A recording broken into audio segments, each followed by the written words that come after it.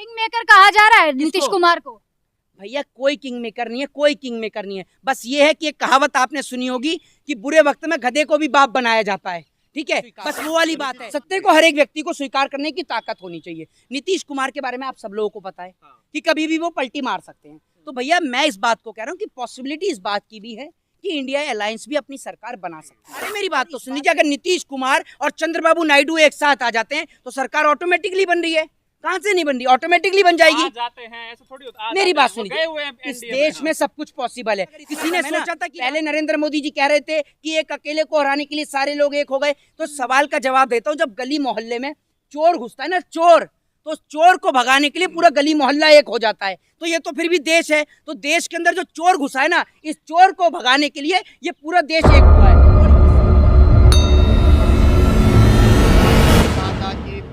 मोदी जी जो है दोबारा प्रधानमंत्री नहीं बनेंगे, लेकिन देश की आवाम ने मोदी जी को चुन लिया है। देखिए पहली बार जो है प्रधानमंत्री बन रहे हैं। पहली बात तो ये कि देश की जनता ने मोदी को नहीं चुना है, मोदी के साथ और भी गठबंधन है।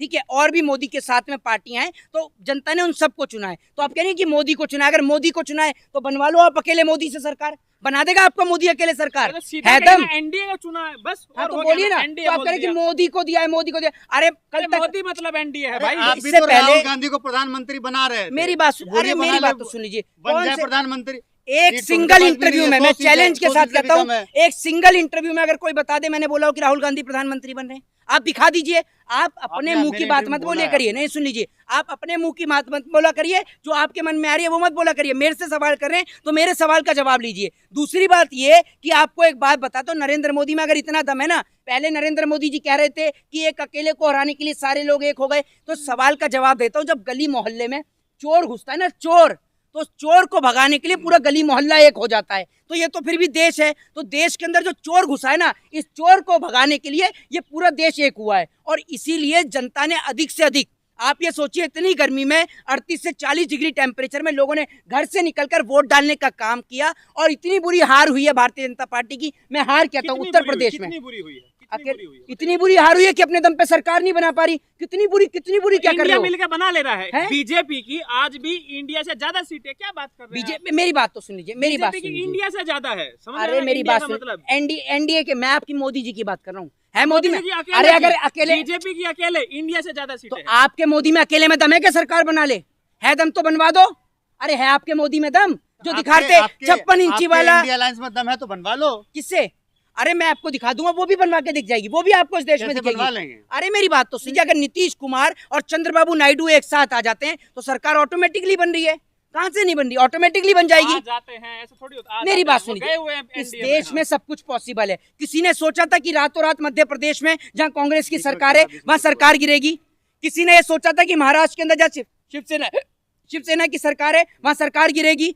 पूरे देश के अंदर लोगों ने देखा कि मध्य प्रदेश में सरकार को गिरते हुए, महाराष्ट्र में सरकार को गिरते हुए, तो हर चीज पॉसिबल है। दूसरी बात ये, नीतीश कुमार को तो जाना पलटू राम के नाम से जाना जाता है। तो भैया नीतीश कुमार इतनी तेजी से गिरगिट भी रंग नहीं बदलता जितनी तेजी से नीतीश कुमार बदलते हैं। तो भैया आप नीतीश कुमार कर रहे हैं, वो आएंगे आपके साथ। आप गिरगिट बोल रहे हैं। मेरे साथ क्या, मेरी क्या पार्टी है? आए ना, कहा जा रहा है नीतीश कुमार को। भैया कोई किंग मेकर नहीं है, कोई किंग मेकर नहीं है। बस ये है कि एक कहावत आपने सुनी होगी कि बुरे वक्त में गधे को भी बाप बनाया जाता है। ठीक है, बस वो वाली बात है। दूसरी बात, अरे मेरी बात सुन लीजिए, वो काम आपका है और आपके संबित पात्रा का। आपके संबित पात्रा मोदी को देश का बाप बताते हैं और आप नीतीश कुमार को अपना बाप बता रहे हैं। आपका बाप हो सकता है नीतीश कुमार, अपने बाप बनाइए। पर ये लिख रहे हैं कि कुछ लोग जो है उन्होंने हिंदुत्व को छोड़ दिया, उन्हें बहन बेटी की इज्जत से ज्यादा भाईचारा पसंद आ रहा है। नहीं, तो उनको ये पूछना चाहता हूँ कि जब मणिपुर के अंदर हिंदू बेटियों की इज्जत और आबरू लुटी, तब तुम हिंदुओं के ठेकेदार कहाँ थे? जब प्रज्वल्ला रमन्ना जैसा अपराधी देश की बेटियों की इज्जत लूट के वीडियो बना रहा था, तब तुम हिंदुओं के ठेकेदार कहाँ थे? जब आपने देखा हाथरस के अंदर, जब कानपुर के अंदर, हाथरस के पूर्वांचल के अंदर, देहात के अंदर, जब वो जो झुग्गी थी, जो घर था, उसके अंदर आग लगाया गया और वो माँ और बेटी जल के राख हो गई, उस वक्त पे हिंदुओं के ठेकेदार कहाँ थे? वो तो ब्राह्मण थी। जब एक बेटी के साथ में, आपने देखा हाथरस में एक बेटी के साथ में दुष्कर्म हुआ, उस वक्त पे कहाँ थे हिंदुओं के ठेकेदार? जरा ये बताइए ना। और सबसे बड़ा मुंहतोड़ जवाब तो इन्हें प्रभु श्री राम ने देने का काम किया है। और आप ये सोचिए, देश के लोगों ने भाईचारे का इतना बड़ा पैगाम दिया कि भगवान प्रभु श्री राम की जन्मभूमि से लोगों ने दलित, शूद्र, वैश्य के नाम पर नहीं, ब्राह्मण शूद्र वैसे क्षत्रिय के नाम पर नहीं, हिंदू मुस्लिम सिख ईसाई के नाम पर नहीं, देश के नाम पर वोट डाला और वहां से एक हमारे दलित भाई जो हैं वो एमपी चुन कर आए। कितनी बड़ी बात है। 500 साल इसीलिए लगे मंदिर बनने में, अब मिल गया ना नतीजा, हरा दिया। तो मोदी जी ने मंदिर बनाया था क्या? कोई ऐसा मुझे तो मिले, मेरा जूता पैर से बहुत ढीला है, मैं उसका स्वागत करूंगा जो आकर ये कहे कि मोदी ने राम मंदिर बनाया है, और कहे तो मैं उस पर पर्सनल डिफॉर्मेशन ठोकूंगा। हार मिली ना, क्या मिली?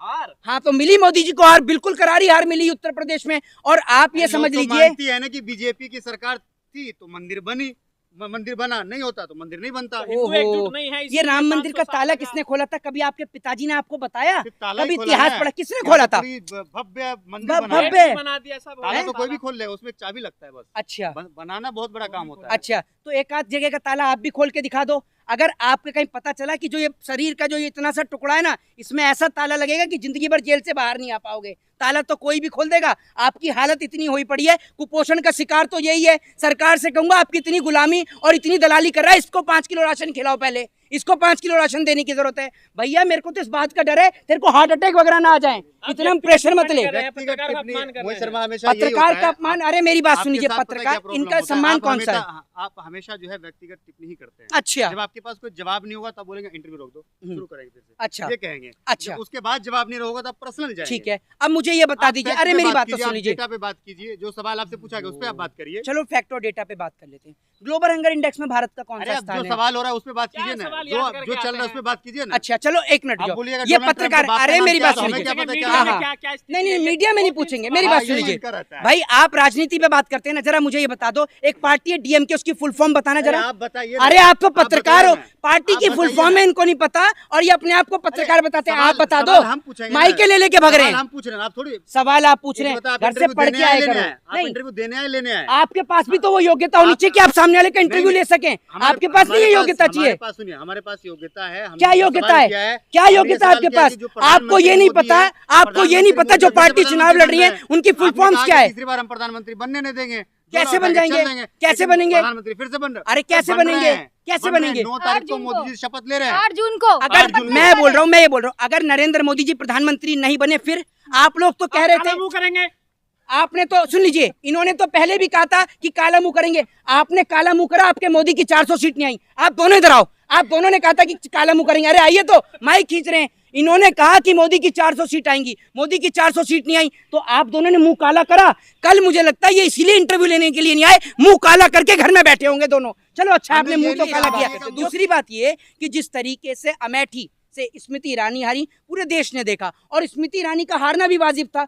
स्मृति ईरानी इसलिए हारी क्योंकि पूरे देश के लोगों ने देखा कि जब इनकी बेटी के ऊपर कोई मुसीबत आती है तो स्मृति ईरानी गला फाड़ के बोलती हैं, लेकिन जब देश की बेटियों की बात होती है तो स्मृति ईरानी के मुंह से जवाब नहीं निकलता। एक बात में आपको भी एग्री करना चाहिए। स्मृति ईरानी हार गई, पहली बार राहुल गांधी हार गए थे, कोई फर्क नहीं पड़ता। जी। उससे लोकतंत्र में यही सबसे बड़ी बिल्कुल खूबसूरती होती है। पहली बार राहुल गांधी हारे, इस बार स्मृति ईरानी। राहुल गांधी डर के इस बार नहीं चुनाव लड़ने गए अमेठी से, स्मृति ईरानी से डरे, क्या हुआ उससे मसला नहीं है। लेकिन आप ये बताइए, क्या आपको नहीं लग रहा है कि अमेठी के अंदर जिस तरीके से स्मृति ईरानी वहां पे चुनाव लड़ी, उसके बावजूद भी सम्मानजनक हार उनको मिली है? हाँ हाँ, आपकी तो हार भी सम्मानजनक होती है। नहीं, आपकी तो हार भी मतलब किस लेवल की पत्रकारिता आप करते हैं। मुझे लगता है आपके घर का तो सब कुछ पालन पोषण ही आपका मोदी के थ्रू होता है, मतलब हार भी सम्मानजनक होती है। अब हार भी सम्मानजनक होती है। हार तो हार होती है, चाहे 1 वोट से हो चाहे 1 लाख वोट से हो। हारा नहीं माना जाएगा स्मृति ईरानी को। चाची है आपकी, चाची ठीक है जो चुनाव हार गई, तो फिर और भी पत्रकार खड़े, कोई और तो नहीं बोला कि सम्मानजनक हार होती है। आप ही को जरा दिक्कत है। अगर कोई बहुत बुरी तरह से हार जाए, जैसे पिछली बार कांग्रेस की जो हार हुई थी वो गंदी हार हुई थी, इस बार सम्मानजनक देखिए मतलब पिछली बार जो कांग्रेस की जो हार हुई है वो क्या कहते हैं, गंदी हुई है। एक तो होता है किसी भी लड़ाई में पिटना, एक होता है मुकाबला करना। अच्छा, तो स्मृति ईरानी ने काफी अच्छा मुकाबला किया है, तो उसको लोग कह सकते हैं कि सम्मानजनक हार है। ठीक है। उनका बुरा हाल नहीं हुआ। सुनिए, अब इस देश की जो है स्मृति ईरानी हार गई। अब इस देश की जनता को मैं दिखाता हूँ सवाल का जवाब। कितने वोट से स्मृति ईरानी हारी है? अरे बताइए, हम देखा, इनको पता कुछ है नहीं, लेकिन कह रहे हैं कि सम्मानजनक। एक आदमी गूगल सर्च करने पड़ गया। ये इनकी स्थिति है, ये स्थिति इनकी है। 543 सीट है, सबका एक नंबर थोड़ी गिन के रखेगा लोग। आपको कैसे पता कि सम्मानजनक हार है? इतना पता है कि कम से हारी है। व्हाट्सएप पे आया होगा ना, सुबह बाथरूम में व्हाट्सएप पे आया होगा। बता दो कि अगर किसी से सवाल करने जाओ तो पत्रकार को भेजा होगा सिलेबस में मोदी जी ने कि ये कहते हैं ना सम्मानजनक हार है। कंगना रनौत पर बात कर लेते हैं। कंगना रनौत तो जीत गई ना, तो तो मंडी क्या से बात बड़ा कर रहे हारने की बात कर रहे थे झांसी की रानी किसने? झांसी की रानी जीत गई है भैया झांसी की रानी से कंपैरिजन करते हो आप? बोला जाता है भैया झांसी की रानी है वो झांसी की रानी है वो? हाँ। अच्छा, कैसे झांसी की रानी है वो? भैया फिल्म बनाई है हिंदुत्व झांसी के की लिए रानी हमेशा हिंदुत्व खड़ी के लिए रहती है। हमेशा खड़ी रहती है हिंदुत्व अच्छा, के तो लिए आपने हिंदू देखा की नहीं बेटी के साथ बलात्कार हुआ, कहाँ है कंगना रनावत? बता दो मुझे एक जगह का नाम। अरे मुझे कहाँ आप है ये राहुल बताइए, गांधी? इंडिया आप गठबंधन की सवाल भी आज क्यों बैठक डाइवर्ट हो कर रही देते हो? मुझे बता इंडिया दो। गठबंधन की भी आज बैठक हो रही है, तो क्या निकल के आएगा ये बताइए। देखिए, मैं एक चीज आपको बता देता हूँ निश्चित तौर पर, और आपको भी इस बात को स्वीकार करना चाहिए। हाँ। सत्य को हर एक व्यक्ति को स्वीकार करने की ताकत होनी चाहिए। नीतीश कुमार के बारे में आप सब लोगों को पता है हाँ। कि कभी भी वो पलटी मार सकते हैं। तो भैया मैं इस बात को कह रहा हूँ कि पॉसिबिलिटी इस बात की भी है कि इंडिया अलायंस भी अपनी सरकार बना सकती है, और इस बात की ज्यादा पॉसिबिलिटी, क्योंकि सपनों में। एक मिनट, लेकिन क्योंकि अगर मेरी बात इंडिया सुनिए। गठबंधन सरकार बनाता है तो सपनों आपको में नहीं लगता वो बनाएंगे। अनैतिक सरकार होगी? देखिए, मैं आपको बताता हूँ, अनैतिकता और नैतिकता की बात वहां पर होती है जब भगवान श्री कृष्ण, गीता तो आपने पढ़ी होगी, जब भगवान श्री कृष्ण जो है वो अर्जुन से कह रहे थे कि भैया आप तीर चलाओ, तो उस वक्त अरे पहले सुन आपने भी लीजिए। नहीं पढ़ी, एक दो श्लोक पढ़ लिया, इससे आपने गीता पढ़ लिया यार। ओहो, कहेंगे आप हम एक ब्राह्मण मिनट हैं एकदम। मेरी बात सुन लीजिए। हाँ। मैंने ज्ञानी है। जितनी भी पढ़ी आपसे ज्यादा पढ़ रखी है, इतना तो मैं जानता हूँ। ठीक है, तो भगवान श्री की नैतिकता और अनैतिकता की बात वहां पर होती है जब रूल्स रेगुलेशन सामने वाले व्यक्ति फॉलो कर रहा हो। मध्य प्रदेश के अंदर कहाँ गई थी नैतिकता? महाराष्ट्र में नैतिकता कहाँ गई थी? आप इस सवाल का जवाब देंगे? अपना आप चेहरा ये कह दिखा रहे हैं कर कि दीजिए। बीजेपी से सीख रहे हैं, जो बीजेपी करेंगे वही हम करेंगे। मैं कहता हूं कि बीजेपी जहां पर रोल सामने मॉडल है वाला आपके लिए, नहीं बीजेपी हमारे रोल लिए मॉडल है। हमारे लिए रोल मॉडल है सरदार पटेल जैसे लोग, हमारे लिए रोल मॉडल है बाबा साहब भीमराव अम्बेडकर, भगत सिंह, राजगुरु, सुखदेव। ये लोग कैसे होंगे रोल मॉडल?